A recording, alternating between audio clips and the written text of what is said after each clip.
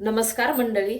आज आपण गव्हाच्या पिठापासून एकदम असा चटपटीत नाश्ता तयार करणार आहे. त्याच्यासाठी मी हे 2 वाट्या गव्हाचं पीठ घेतलेलं आहे. तर आपण गव्हाचं पीठ 2 वाट्या घेतलं ते दाखवलं. तर त्याला मोहन घालण्यासाठी एक छोटी पळी घेतलेली तेल ते गरम करणार आहेत आपण. थोडीशी हळद, मीठ आणि लाल तिखट आणि 2 टोमॅटोची प्युरी करून टाकणार आहे. आणि परत आपल्याला हे थोडे मसाले लागणार आहे. हे धना पावडर घेतलेला आहे, हे कमी तिखट आहे ते तिखट घेतलेलं 1 चमचा आणि चाट मसाला चटपटीत होण्यासाठी थोडंसं परत चवीनुसार मीठ टाकणार आहे.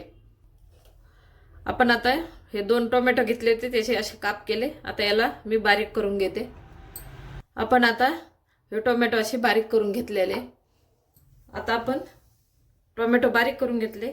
आता हे गव्हाचं पीठ घेतलेले आधी हे टाकून घेऊ.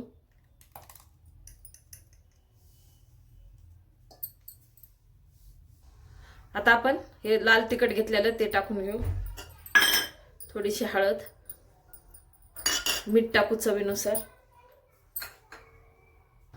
आता याला आपण एकत्र करू सर्व आणि म्हणजे लागली गरज तर पीठ घ्यावं लागेल आणि थोडं कोरडं वाटलं तर पाणी घ्या. आता थोडंसं पीठच लागणार आहे असं वाटायलंय. टोमॅटो किती असेल किती घेऊ शकता आणि मग पीठ टाकायचं. आपल्याला लागलं तर थोडंसं पीठ घ्यायचं. असं आपल्याला एकदम आपण पुरी करतो का त्याच्यासारखं आपल्याला पीठ भिजून घ्यायचं आहे. तर थोडंसं पीठ लागेल तर मी आता थोडंसं पीठ घेते कारण थोडं सैलच आहे हे.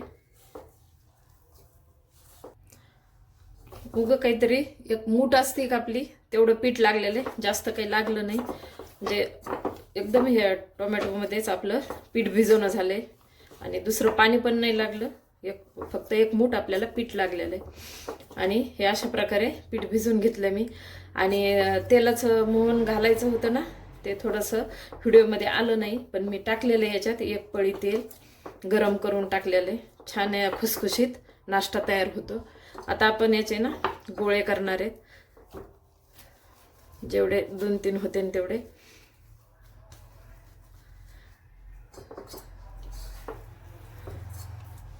आपण पोळीला घेतो का त्या प्रकारे आपल्याला याचे गोळे तयार करून घ्यायचे. आपण ना हे असे 4 गोळे तयार करून घेतलेत.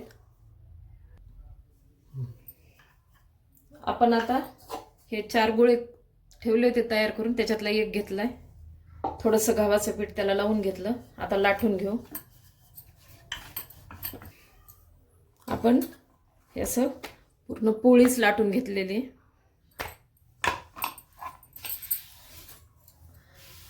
आता आपण हे काटेरी चमचे त्यानं असे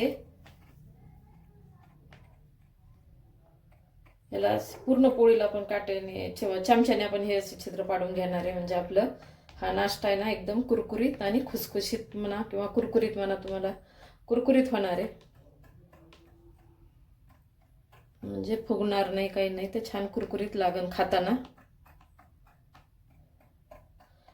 आणि मुलांसाठी किंवा आपल्याला पण मधल्या वेळेत भूक लागली का तर हे करून आधी ठेवले तरी चांगले 15 दिवस पण हे टिकतं नाश्ता. तर खूप छान आहे हे. म्हणजे जास्त तेलकट नाही आणि मैदा वगैरे नाही, आपण गव्हाचं पीठ वापरलंय त्याच्यामुळं पौष्टिक पण आहे. आता आपण हे असे टाच मारून घेतले. आता पूर्ण मारून झालेले. आपण काय करणार आहे, त्याला थोडंसं ते बाजूचं कट करून घेणार आहे. चौकोनात याला तयार करणार आहे.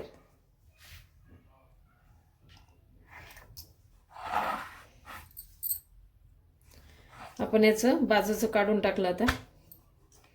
आता परत त्याच्यात अशी चौकोन तयार करून घेते.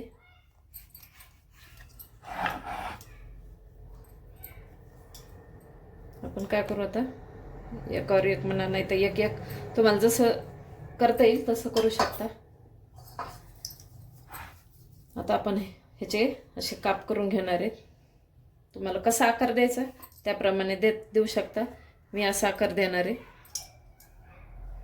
दिसायलाही छान आणि मुलांना आवडते पण असं काही वेगळं असं आकाराचे हे पाशे.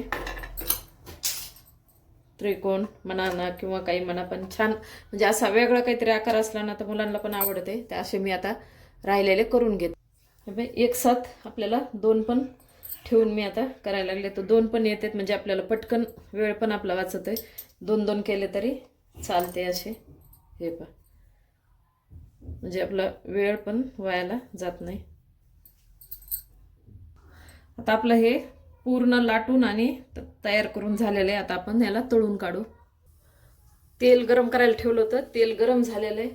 आता आपण हा नाश्त्याचा पदार्थ याच्यात तळायला टाकू. छान आपण कुरकुरीत होईपर्यंत तळू, मस्त कलर आणू.